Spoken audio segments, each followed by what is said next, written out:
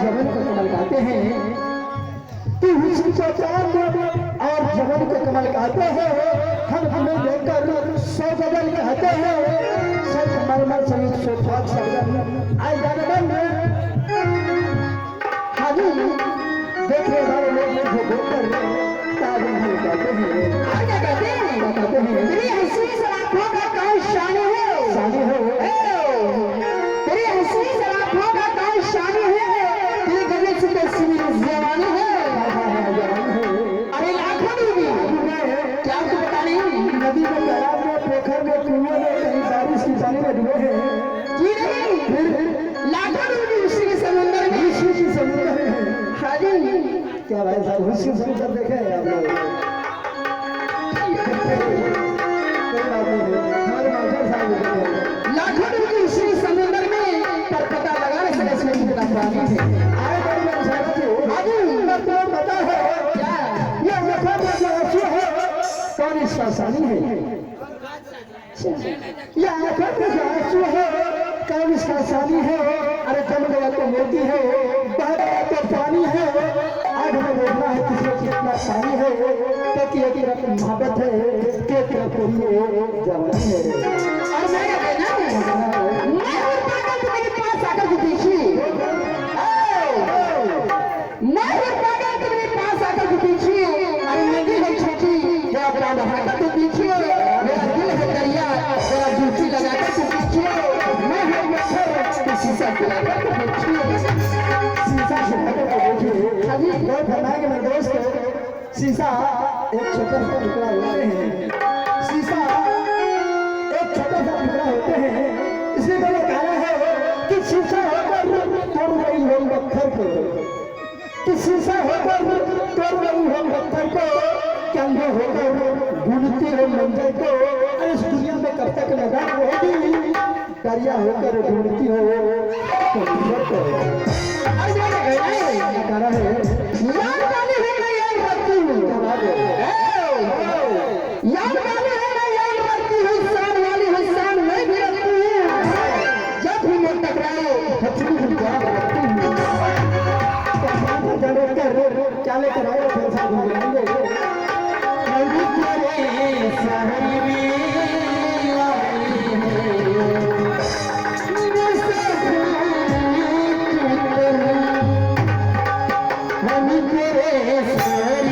में आई है, जैसे हम तेरे शहर में